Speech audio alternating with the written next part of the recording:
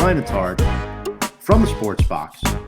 Dallas Cowboys fan living in the middle of Philadelphia territory. Brian, how are you doing? I hope you're surviving with all the Eagles fans you're surrounded by. The one thing we will always agree on. Of course, yeah. It's a very warm welcome. Very, very happy to be back on Blue Avenue. It's oppressively hot in South Jersey right now, so that's my biggest point of contention at the moment. I'm not a heat guy. I'm used to living among these troglodytes, so I have a very good barrier. I have a force field. It's okay. I can deal with so much stupidity at one time, and I'm fine. It's just the heat that bothers me. Actually, everything else is okay. It's incredibly hot up here too. It's so I thought I was done with this. This is not good. Mm-hmm. Surprised. Oh yeah, no one drinks Starbucks at 8 o'clock at night, right? Unless it's Brian Attard. I mean, if I had one in my town, I would go right now, but unfortunately, I'm not lucky. Absolutely. Brian, I'm super stoked to get into this with you. But before we do that, why don't you tell the folks a little bit about the Sports Box and what you guys do over there? Sportsbox has been a ground level fan of the Review and Preview Network for as long as I can remember. Love what you guys are doing. Everybody should be following everything that you're doing. But in the off chance that you're bored one night, you can go check us out on the Sportsbox at Sportsbox Sports, Facebook, Twitter, Instagram, all the socials. We pride ourselves on being as quick as we can on breaking news, memes that are funny to me and maybe some other people. So we try to keep it light. But we're very much cut from the same cloth as RNP, and happy to be always co-promoting each other. We love seeing the growth on everybody's end. Oh, Tom, you're muted. Oh, little week one mistake there. It's week one for all of us too, not just. It's still preseason. So. You're good. Get it out now. Another Cowboys fan in the comments section, Larry Johnson, saying we are back. We'll see if he likes me by the time we're done. Awesome former coworker of mine, very hardworking individual, and Larry Johnson, also a Jersey guy like you, Brian. And Sam, I think we're good to go. Let's get started with these questions. For sure. So we've been talking this entire beginning of this show about all the offseason moves that the Giants have made. But what was one of the biggest and your favorite move from the offseason for the Cowboys this year? I mean, I think it'd be easy to talk about the trades that they made to bring in Stephon Gilmore to their secondary, to bring in Brandon Cooks, who has 1,000 yards every year, and people forget that. You can talk about the money they gave to Trayvon Diggs and most recently Terrence Steele. If I'm being candid and blunt, as I generally am, I think that the biggest offseason move that the Cowboys made was moving on from Ezekiel Elliott.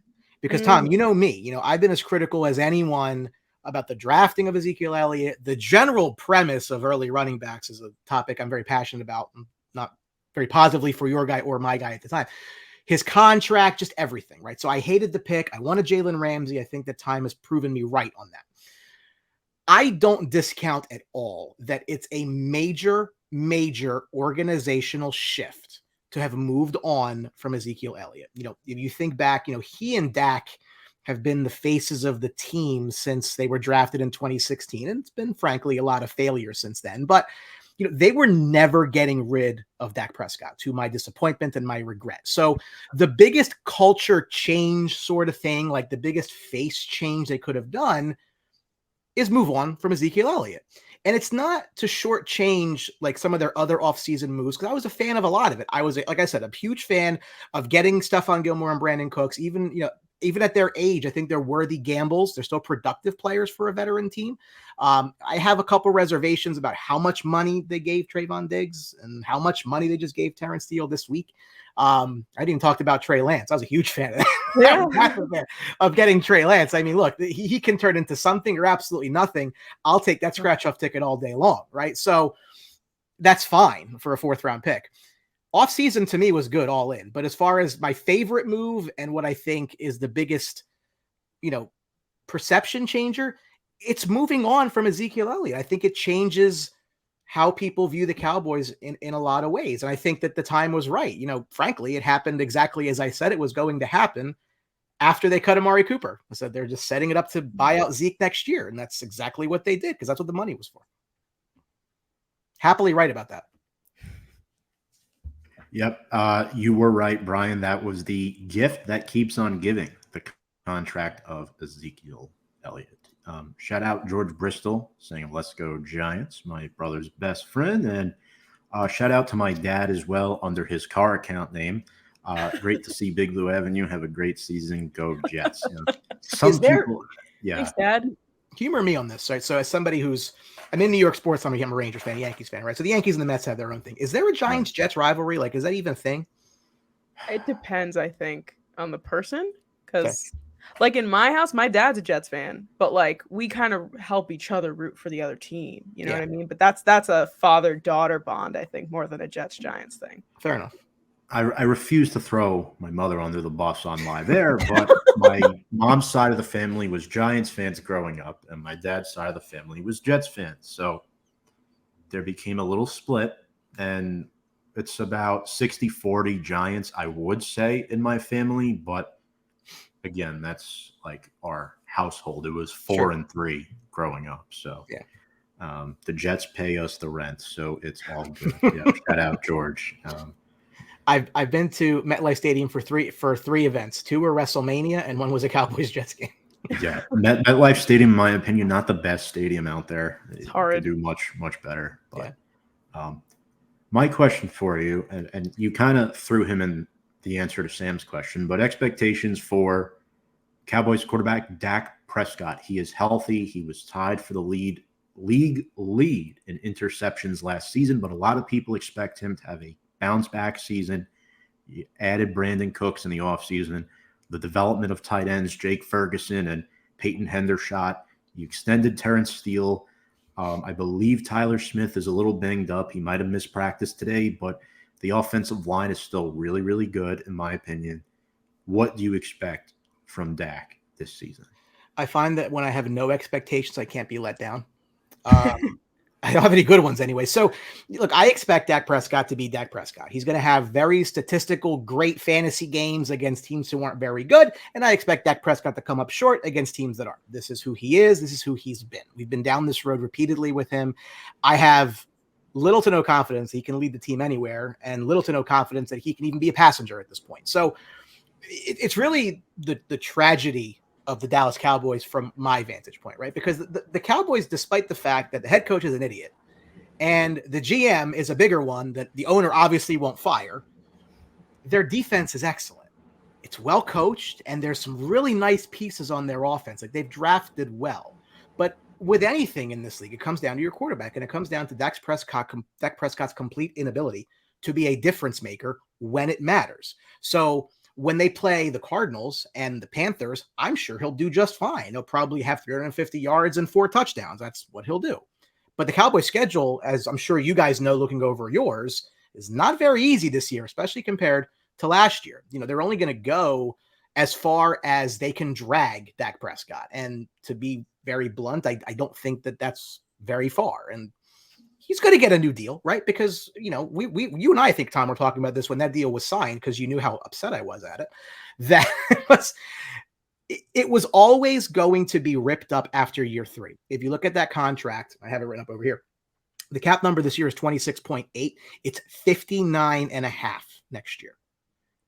They completely did it so that after year 3, they rip it up and they do it again. They tried to structure as best they could within the cap that they hit. So he's back next year. I mean, listen, I'm go Lance go as much as anybody. I would love to see that happen. Contractually, they're not going to eat 61 dead next year. It's not going to do that. So, you know, this is always going to be when they ripped it up and started over. They're going to do that. They're stuck with him. That this is the what they have to work with, and I'm not exactly overly enthused by it. I think you can probably tell that. I just he's always had good teams around him, and I don't cheerlead the Cowboys because I don't, but like he's had good rosters around him that have gone absolutely nowhere. And when you've been in that high profile of a spot and you've won 2 playoff games in 8 years, like that's not going to cut it. And I feel like the fan base, even the most fervent ones, like they're starting to like, okay, like we've seen this movie before type thing. They're to the point where like if they don't get to the NFC Championship game this year, like you're going to start hearing at the same time they're going to give him a new deal. You're going to start hearing an upset fan base more so than normal, which Cowboys fans are interesting bunch to say the Do, least. do you actually think Dak's not going to throw over 10 interceptions, like he said? In how many games? The whole season. In September? I mean, September might be. He said he wasn't going to throw any more than 10 interceptions this entire season, and I was like, are you okay? Should we drug test him? Well, I guess that means you should draft Tony Pollard in fantasy because they're going to hand the ball off 3 times every 3 downs. That's Yeah, the only way they're going to for avoid sure. the interception. He's so it's kind of one of those things where, so Eli Manning, right? Like Eli, if you think of a dartboard of like potential outcomes, like Eli wasn't going to necessarily be the reason you won a game, but he wasn't going to lose it for you either, right? Yeah. Like Tony Romo's dartboard was much wider. Like he could do really, really well and be the reason, or he could just totally screw the pooch and that's the end. Like his outcomes were much wider than Eli's. Eli's was just smarter with the ball. Like Dak Prescott's outcomes, I feel like it's a dartboard, but like it's tilted. Like there's only so much upside. There's way more downside. So it's just, what are you going to do? I mean, what's he supposed to say? I'm going to throw more. I mean, I get it's public relations, right? But yeah, Well, I don't see it. Yeah, well, I mean, speaking of throwing the ball, we're talking about, tossing it off to Tony Pollard, but who do you think is actually going to lead the Cowboys in touchdown receptions this year? Pretty sure it was CeeDee Lamb last year, so it's probably easily saying it's probably going to be CeeDee Lamb this year. But I will go on a limb, and I'll say this, and Tom, you mentioned his name, so credit to you. If it's Jake Ferguson, don't be surprised. Because back in February, Travis Kelce, who I love, is best tight end in the NFL, was my fantasy first-round pick. I'm still upset about that at the moment.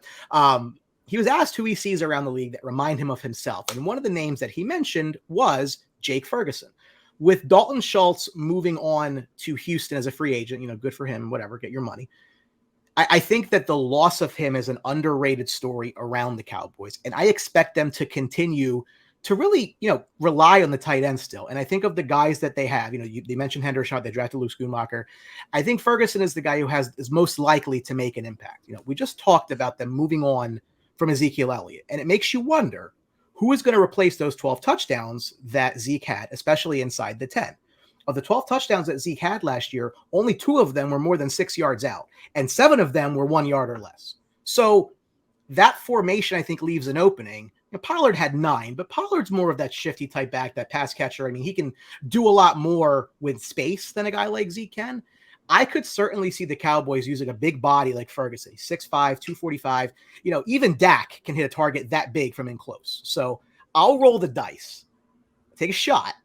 It might just be Jake Ferguson picking up a lot of the slack from their lack of goal line rush, because I just don't think that. First of all, Deuce Vaughn definitely is not built for it, but I also don't think that Tony Pollard is built for it either. Wow. Yeah. That's an impressive statement right there. Don't be surprised if it's Jake Ferguson. I won't be. Giants improved their linebacking core, but they have not proven that they could cover a tight end. So Ferguson could have a big game Sunday night going up against Bobby O and Mike McFadden. It's been a running joke on the show for the past 4 years, but it is what it is. And Noah has a funny question. Forgive me for pinning this, Brian, but never heard of this guest before. Is he a small-time podcaster or something? I just bought a microphone earlier today and a camera. Figured I'd just plug him in, see how it goes. Brian, you probably have like the biggest New York Rangers podcast following that I know. So it's funny you mentioned that. I don't know how this happened, right? Like, I don't know. We've done like 34 episodes and stuff. Yeah. I have over 5,300 followers, and I have no clue where that came from. Like, I have literally no idea. I'm not upset about it, obviously, but we get the word out there because Rangers are life. But and I mentioned that too. That's our one common denominator, both being Rangers fans. So Giants and Cowboys fans can get along that way. So I bear no ill will against the Giants. Never have. Because we have a common enemy that is just way. Look, the enemy of my enemy is my friend. Pound. Just not this weekend. But that's if they lose, they lose. Whatever. It's not the first time, so it's not, So you have been discussing the trenches a little bit so far. Let's go to the other side of the trenches, where Dallas drafted Mozzie Smith with I think that's how you say his first name, with first round pick out of Michigan. What was your reaction on draft night to the pick, and what do you think is the type of impact he'll make up the middle? Because obviously nose tackle is a very important position. You want to set the standard on that first level. So Sunday night, we have a second-round rookie center going up against your first-round rookie DT. So talk to us a little bit about him. The night of the draft, I was convinced that I really wanted a tight end. I was really afraid they were going to take Bijan Robinson, but thankfully that was taken off the table. But I really wanted a tight end, and obviously the Bills thought the Cowboys wanted one too because they traded up for Dalton Kincaid. But if you look at their defense, it's arguably the interior of the defensive line that's probably the weak point, right? The pass rushers are very good. Secondary might be all in like one of the best secondaries in the league, at least like that top 5 area. So he was drafted. Mozzie was a late one. Since 2019, if you look back at the Cowboys drafts, they've alternated between offensive and defensive players with their first round pick. They did it again this year, taking Mozzie after taking Tyler Smith, the offensive lineman last year. His preseason was a bit of a roller coaster, not the good kind. He wasn't exactly confidence inspiring, but he's also very much a project pick, right? Like he's a really big, physically gifted guy, right? I think he was quoted as saying he doesn't want to play football, he wants to just hurt people, which is great. That's fine. I'm a fan of your approach, but he has a lot of work to do. And I think that he's going to be asked to play an important role right away. And I don't feel overly bullish that he'll be able to handle it from the jump. Where I do have faith is that, I'm a huge fan of Dan Quinn. I'm so happy he stayed as a defensive coordinator. I think if anybody can put him in position to be successful as you can be early on, it is Dan Quinn. But I have concerns. I mean, he was a penalty guy in college. Like he plays a little bit undisciplined.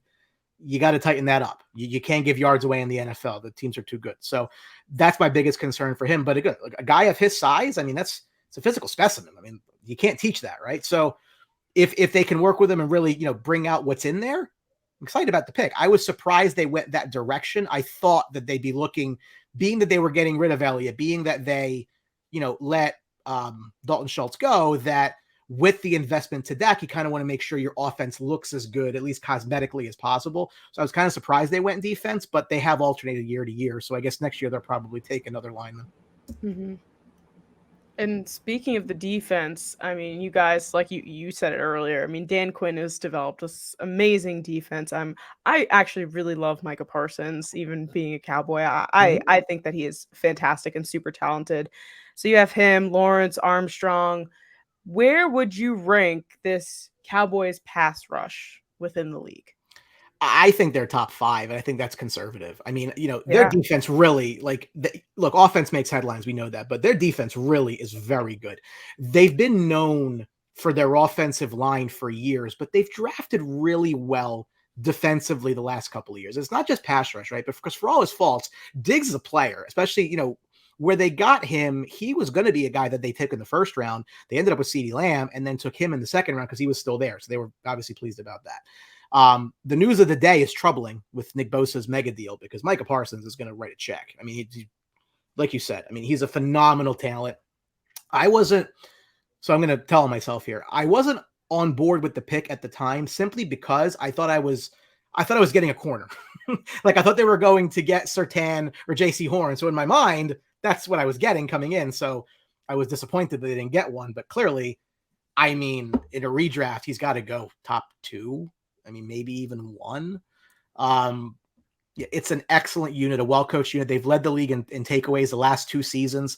Again, like I mentioned, very pleased that Quinn stuck around. I mean, you got to be excited about the defense, right? Because for all the faults that Dak has, I mean, look, worse guys have done okay with a really good defense, right? And Brock Purdy was in the title game last year with a really good defense. So if the Cowboys can get average play out of Dak, which I know is hard, I'm not asking a lot, but if they can get like just don't screw it up type play, the defense can take them places. Like I really think they've done a very, very nice job building that defense. Yeah, and speaking of which, Brian, I want to get into your keys to the game for this weekend because I think that, week 1 is always, in my opinion, it could define your season or it could be an overreaction because we don't know how the team is going to end up. But week 1 is always a very important game, and it's a game that the Giants have really struggled to win up until last season when they won at Tennessee thanks to a 2-point conversion that they made. You owe me a coffee because I had the Tennessee Titans money line in my parlay that day.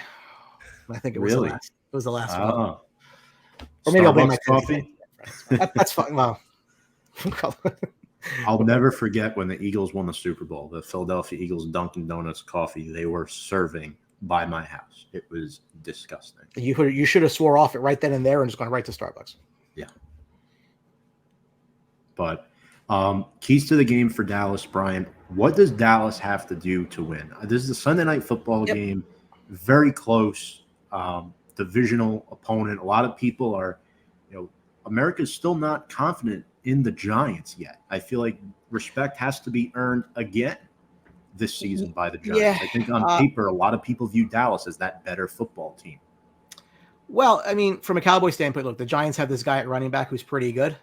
It wouldn't have been a pick I would have made for my own personal reasons, but he's pretty good. I think the Cowboys should try to stop him as much as they possibly can. The Giants receiving core is very interesting to me because I think literally anybody can take the brass ring and be the top guy. You were talking about Jalin Hyatt quite a bit before I came on. I like him a lot. I mean, I really was surprised he lasted as long as he did in the draft. So I thought it was a real nice pick for them. I think Paris Campbell can play. Like, they have talented guys, and Kenny Galladay's not there anymore. And, Tom, I was very critical of that pick the day it was signed. And I think I've been proven right on that one too. But as an individual, like each of them individually, like I'm not overly concerned about any of them on their own just yet. I need to see somebody kind of, take lead of the pack there. I'm curious to see how Darren Waller plays. Tight ends have always been an issue for the Cowboys. I think Waller, he's still got it. I thought that was a really excellent trade for the Giants to fill a hole that they had. Again, short intermediate type guy, really good guy for Jones to throw the ball to. I like that trade a lot for them. I think that will, bear fruit. Defensively, they just can't let Barkley run wild. They can't get Waller into space. Frankly, I would try to make Danny Dimes beat us. I would try to make Danny Dimes throw to these unproven outside guys and see where it goes. Offensively, I think that the Giants' pass rush is going to be excellent this year. So I think that the offensive line is going to be tested. There's going to be a lot of talent on the Giants running the football. I was a huge fan of their draft last year, as you well know. I think for the Cowboys, they need to just not play too cute, get the ball out quickly. And again, you don't have a Dalton Schultz anymore. So does a Ferguson get involved, right? You don't have a pounding running back anymore. So do you use Pollard more to catch balls to get it? You got to get the ball out quickly, right? So still kind of I don't think that Prescott and Cooks have played that much yet. I mean, other than in practice. So, but this game is always, the first game is like extended preseason. Like things happen. And it's like anymore, they don't play in preseason. You get a lot of the rust out. So a lot of things can happen.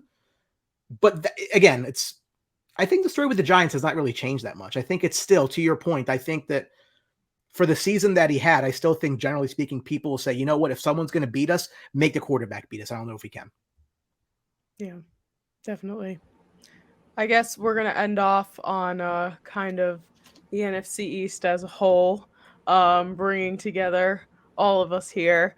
What are your expectations for the division? And, do you have who you think's going to win and all that good stuff? So the trend is your friend. Teams do not win this division 2 years in a row. So in that case, I'm going to pick the Cowboys to win the division just because. I'm not a believer yet in Daniel Jones. I may get there eventually, but I'm not there yet.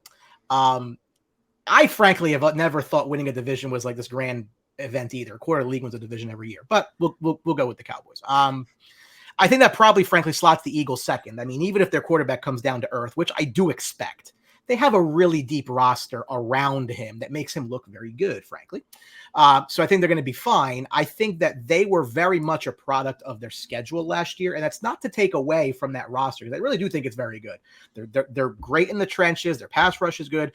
I'm not as a fan of their corners as some people are. I think they're up in age, and I think that you lose it really quick in the NFL. So that could be a problem. They're not really deep there. I'm not a believer in the quarterback having to throw to win. Like, I think he's an athlete. The Lamars, the Kylers, the Fields of the world. I mean, Danny runs, but like not like that, right? So I think if you get into a throwing game, I don't know if they're good enough there to win. But he's an offensive weapon. I can't take him from there. But I think he takes a step back. I think it places the Giants third out of default because I think Washington is the clear number 4. If you told me what am I most confident in, it's Washington finishing 4th. I'll pick them as slot them in and put that in pen. I think the Giants could be a better team than last year, but not see the win-loss improve. Like, I think that a lot of things broke their way last year. a couple of the games that they won, like the Tennessee game, like games they didn't really think they were going to win, they found a way. Look, I think their schedule was favorable. I like the coach a lot. I like the GM a lot. I like what they're doing.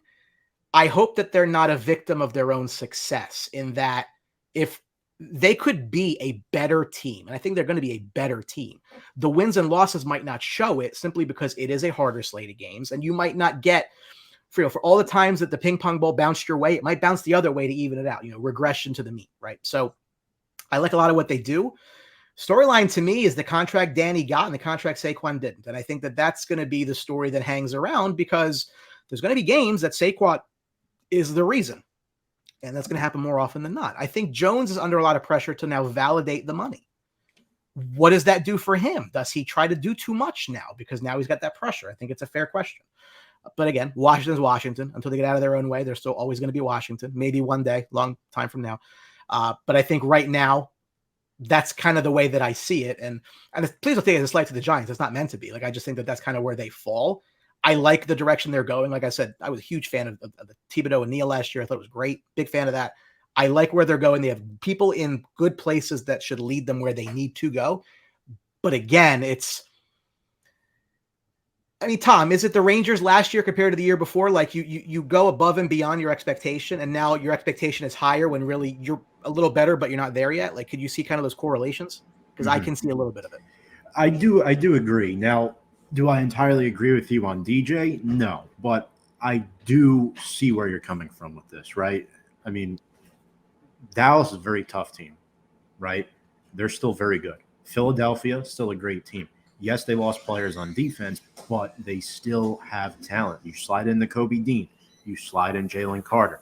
Nolan Smith, have yourself a day, right? All Georgia players, by the way. They lost C.J. Gardner-Johnson. Okay, you developed Reed Blankenship last year. Solid player.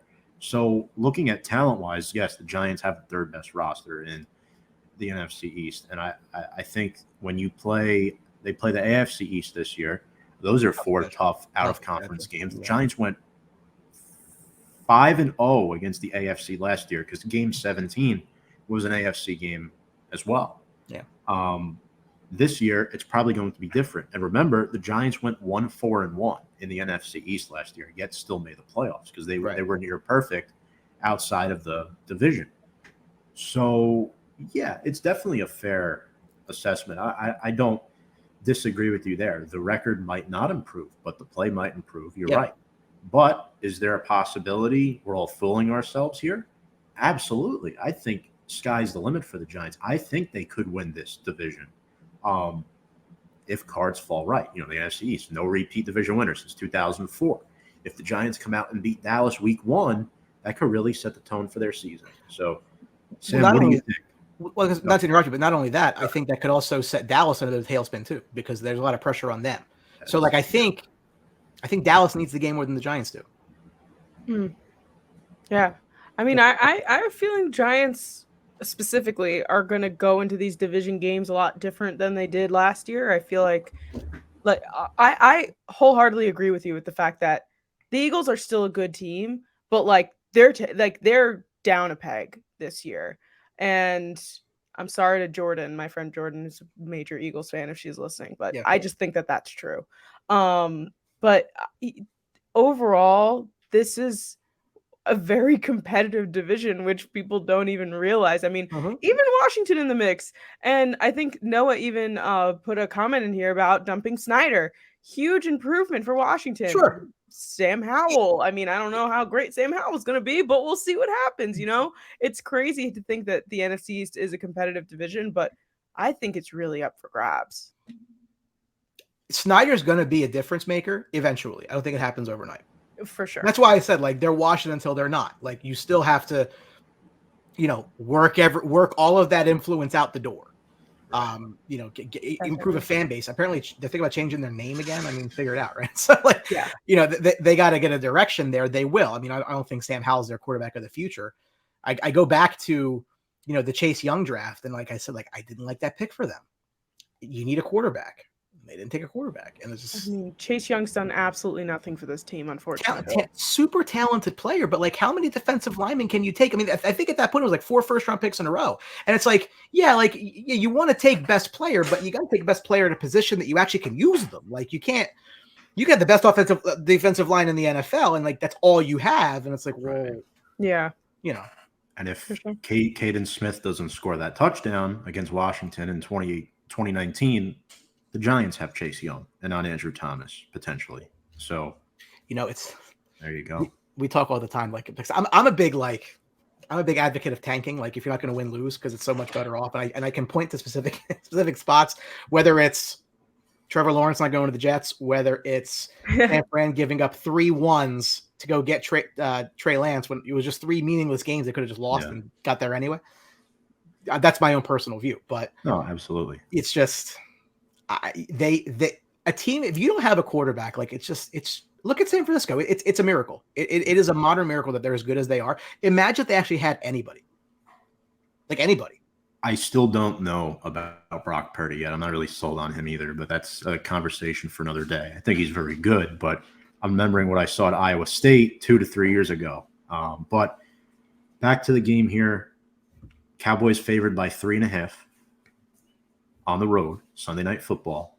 Last meeting, Thanksgiving last year, Dallas won 28-20. Dak did throw 2 picks in that game, but they ran for 169 yards. That's a good game. That's light. Dallas has won 4 straight meetings. Giants have only won once since 2016. That was the Andy Dalton game, January 3rd, 2021. And, I mentioned earlier, Sam and I were talking about, Giants have won just 2 Week 1 games since 2010. It is definitely a concern. A lot of people think Big Blue has bridged the gap against Dallas. And, Sam, I want to ask you, what are your keys to the game for the Giants and then Dallas? We got Brian's earlier. Yeah, I mean, I feel like it's going to go kind of in the opposite direction, obviously. But, I mean, I'm really not afraid of Dak Prescott. I'm not really afraid of this offense. I'm more afraid of the defense. I want to make sure that this we have this growing line, for Daniel Jones to be able to have the time to do what he needs to do and to perform. And, Brian mentioned earlier that he's like, pressure Daniel to make the plays, to do what he needs to do. And we know that we like to have him have the time. So definitely protect Daniel Jones is always the big one here. And just make sure that we're playing Sunday Night Football. Like, don't play 1 p.m. Week 1 football. Like, we're going to be coming out under the lights Week 1. You got to come out with everything that you got. Like, it's just, I know it seems kind of like, obviously we need to do that, but there's also that joke that like Daniel Jones is similar to Kirk Cousins where he struggles in prime time, and I don't want that to happen. And he's getting into this veteran stance. He's been around for a while, so I'm hoping that he comes out, he assumes that leadership role, and that he's protected by this line, and that they're able to create the plays that they need to. Kirk Cousins made that quarterback show, in my opinion, by the way. As great as Patrick Mahomes is, Kirk Cousins was the star of that show, in my personal opinion. Love Kirk Cousins. In season 1. But, my keys, look, the Giants gave up 49 sacks last year. The offensive line was not good. And what does Dallas have? DeMarcus Lawrence. Terrence Armstrong, 8.5 sacks, 16 QB hits. I mean, Brian could tell you about the defensive end depth. Dante Fowler Jr. Is Sam Williams going to play? Do we know that yet? Don't know yet. Okay. And it starts with winning in the trenches. If you want to protect Daniel Jones, Andrew Thomas, Evan Neal, right? On the other side, Dexter Lawrence versus Tyler Biadasz. I don't know how you feel about him. A lot of Cowboys fans don't like him. I think he's so-so. It might be a little replaceable player. And I think containing the outside. I think this is one thing that Dallas will take advantage of Sunday night. The Giants have 2 rookie corners starting, and one of our rookie corners is a 6th-round pick. So you're saying either Michael Gallup or Brandon Cooks going up against a 6th-round rookie. because we know CeeDee Lamb and Adoree. CeeDee Lamb had the most slot reps last year out of any starter in the NFL. So you have Brandon Cooks has 6 1,000-yard seasons under his belt in his career. And he's like thrown around the league, like just passed around. So I'm really worried about that a little bit. Not because I think Banks and Hawkins are bad, they're not, but first NFL game could be some jitters, right? It's more me concerned about our youth than Dallas's receiving. I think the real concern for me is that pass rush, like Sam was saying. And it comes down to winning that turnover battle, right? Daniel Jones, just 5 picks last year, tied fewest in the league. You know, you're going up against good secondary. Trayvon Diggs, Stephon Gilmore coming over. And then one guy nobody's mentioned, Darren Bland, had 5 interceptions last year, Brian. Talk to us a little bit about this guy and what he could do on this Cowboys defense. I mean, secondary depth is so important in a 2/3 passing league. I mean, that's why you're seeing teams and you're using nickel corners that much more often. I think, like I said, I think their secondary is underrated. I love the move to go get a guy like Gilmore. I mean, yeah, he's not a spring chicken anymore, but from a leadership standpoint, from a mentoring standpoint for a guy like Diggs and a guy like Bland, younger players, that's just calming. You saw Diggs blow up against the Eagles last year, just completely a meltdown on the field. Like, you need that veteran presence to kind of just like, listen, it's fine. It's going to be okay. Their secondary, I think, is really underrated because, people remember them all the time giving up these, big, deep passes for, long touchdowns. And that's just the stigma that you get. Yeah. I mean, I'm a fan of their secondary. Like I said, if there was any weakness, I think that they tried to address it with the Mozzie Smith pick. I think that's the only thing you can look at and say, well, we need to work on here. Their defense is very good. It's not going to be easy for Danny. I mean, they're going to make his life hard from the jump. And I think it's a very early test. And it's you kind of want that early too. You want to see where you are. Like, what are you bringing back from? Where is your confidence from last year? Like, are you still the same player now that you got the contract? Right. It's just interesting the way things unfold. Will Daniel Jones live up to the hype of that contract? Because right now you could argue there's 5 great quarterbacks in the NFL. So, you have to see. I don't know if Daniel Jones will elevate to that level or not. He could easily get to top 10.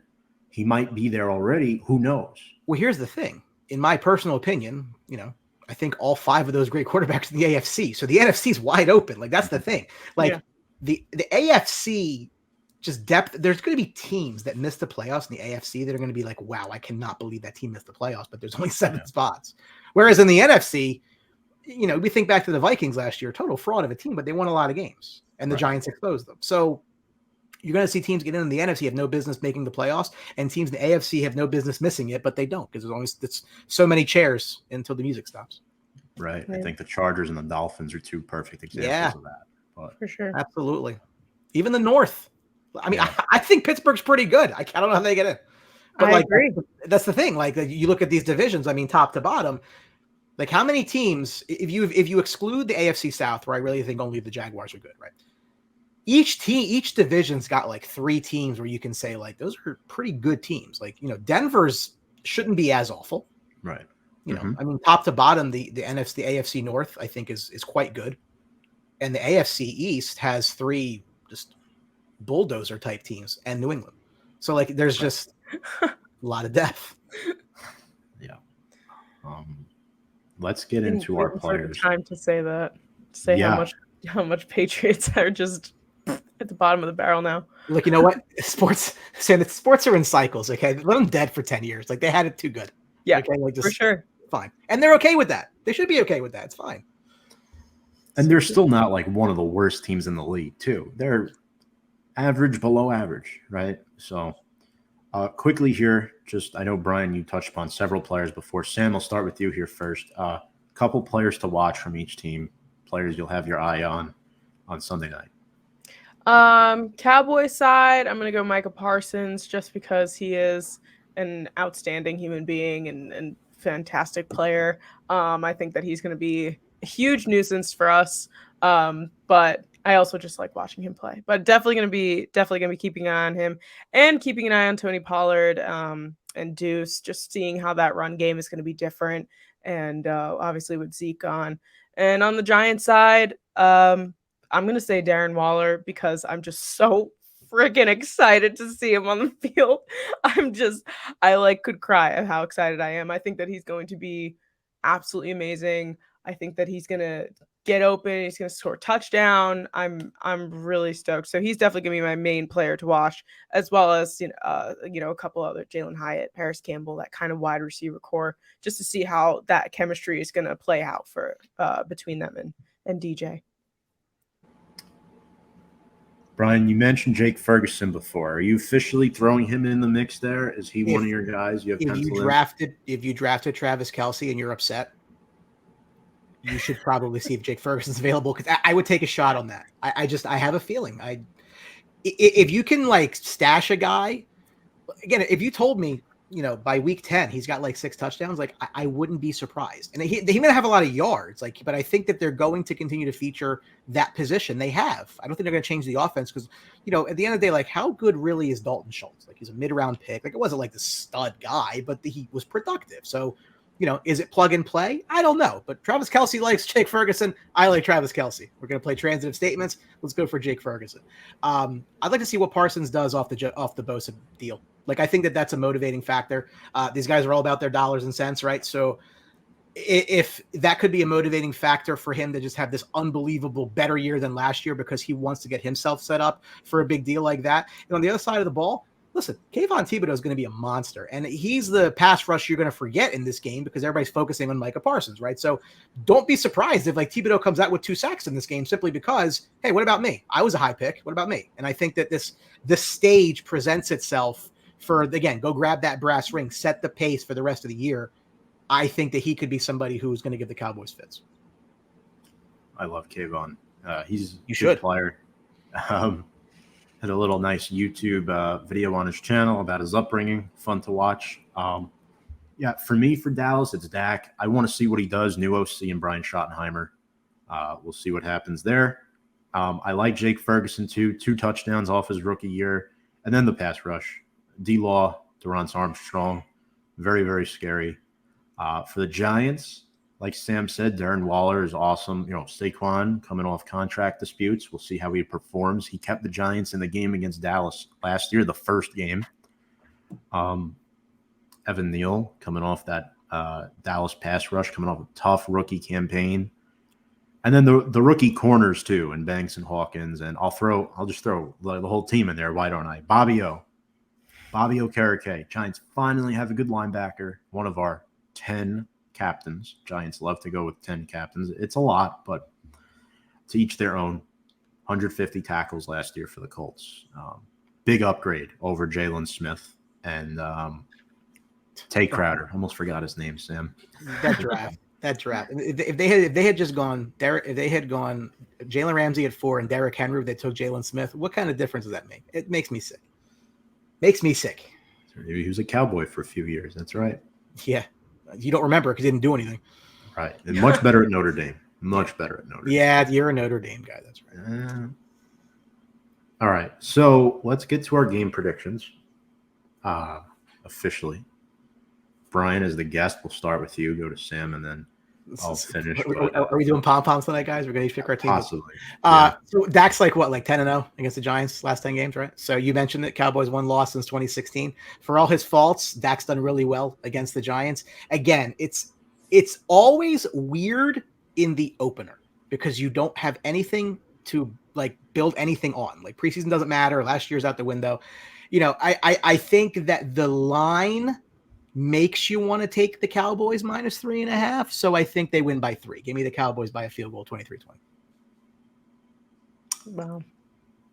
Okay. Well, low scoring. I don't think we can start off an episode of Big Blue Avenue going up against the Giants. I'm going to pick the Giants in this game, but I do think that the spread is going to be the spread. But I have 24-21. Graham Gano just coming in, just being a baller G for us, just kicking a field goal. Giants win. I hope. So I'm looking at the Giants injury report. There's not many notable players hurt this week with, Kim Brown, Lawrence Cager, Wandale coming off the ACL. If Tyler Smith plays, with the hamstring strain, it's going to be tough. So here's my thing. I have the Giants splitting Dallas this year. I think we're more likely to win at home than on the road. Being week 1, we're very healthy. As bad as it sounds, everyone picking their team on the show, I'm going to go with the Giants as well. I have a final score a little bit higher scoring, 27-24. I think Dallas gets off to an early 7-0 lead, and I think the Giants are able to maneuver and come back like with what they did at Tennessee last season. But I would not be shocked if it goes the other way. In fact, I still think Dallas is the better team and probably wins the NFC East. But for the sake of this game, I'm going to go with Big Blue. I think the biggest thing for you guys is, again, this is just a weird year, right? Like, I don't think you should be discouraged if the wins aren't where they were last year, if the team's playing better. Like, I know it's odd, but that's football. Like, the schedule dictates so much. Like, the way, you get a team division when they're down against the division when they're difficult. Like, I expect the Giants to be a better team, but like I said, I don't think the record might not show it. Yeah, it's very possible, but this is no more than a 3-point game, in my opinion. I think they've bridged the gap. But yeah, Brian, I want to thank you so much for joining. Pleasure's all on this side of the table. As always, folks, make sure to follow the Sports Box on all their social media platforms. We'll have links in the description below, but as you can see there, at sportsbox_BA, that is Brian Attard. Brian, the floor is yours. Anything you want to plug, any show specifically that you're on? Well, being this is a New York-based show, if you happen to be a hockey fan of the only team in New York that matters on the ice, hey, Blue Truth, check it out at Blue Truth SB. That's my Rangers show. I do that once or twice a month. Hockey season's on. It's coming soon and very quickly, which is exciting. It's good stuff. October 10th. But yes, yeah, it's coming quick. I just had to set my hockey fantasy draft for the Sunday night before, so we know it's coming quick as soon as Labor Day hits. But yes, follow us on the Sports Box. We'll be doing our Sunday morning previews every week for getting you ready for NFL. I think we give decent gambling advice for the people that we have, because they're kind of degenerates and that's what they do. Feel free to follow or fade them, whatever you want to do. I don't care, but at least it's good stuff. But no, like I said, we're huge fans of R&P. Keep growling. We love seeing it. And we're huge fans of the Sports Box as well. Like Brian said before, if for some reason you're not watching the Sports Box, you can come here. But as always, the Sports Box is the place to go on football Sunday. Still doing the football Sunday, right? So that's the plan until we get bored of it, and then we'll figure it out. Until we can't stand each other in the morning. That's right. We'll figure something else out. Brian, thank you so much for joining. Best of luck to your Cowboys. Not too much luck, but a little bit of luck to your Cowboys this year. LGR. Yeah, I was making a joke that like probably the best thing that could happen is if like Dak had his own episode of Unsolved Mysteries, like disappeared and never was found again. until I looked into it, and apparently like if that were to happen, his estate or whatever would get the cap anyway. So you can't get out. So, there's no way out. Oh my God. Brian's always. I'm only half joking. The finances are definitely your backyard. Listen, sports is a business, kids. I mean, you got to make the numbers work. The leverage is key. But Brian, thank you so much. Thank you, Brian. Appreciate it. And we'll potentially talk to you the next time the Giants play the Cowboys. Appreciate you coming on. As always, one of our frequent recurring guests, Brian Attard. Thank you so much. Thank you. That was Brian Attard from the Sports Box. And Sam, quickly before we sign off, one final thing. Yep. Record predictions for the season from the two Giants fans. I'll start with you here. What is your record prediction for Big Blue? So I feel like everybody kind of falls into this 10 wins for their teams, but I was genuinely looking at the schedule and seeing which of these games are we going to win and which are we not going to win. And I have a feeling that we're going to go 10-7. I genuinely feel like we're going to have another winning record. We're going to come out. We're going to split most of these divisional games, if not sweep, maybe even like the Commanders or someone.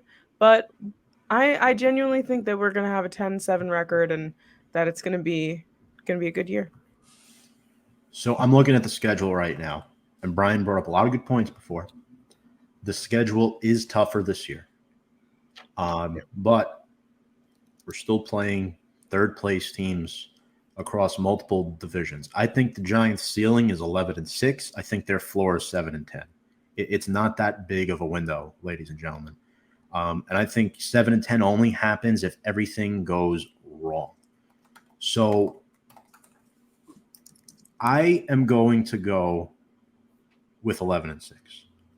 But that is if everyone stays healthy, and that is if we get the Jalin Hyatt train rolling. If John Michael Schmitz is playing, at an above average level for a rookie center, if Deonte Banks does what he did in the preseason, I think we're going to surprise some people.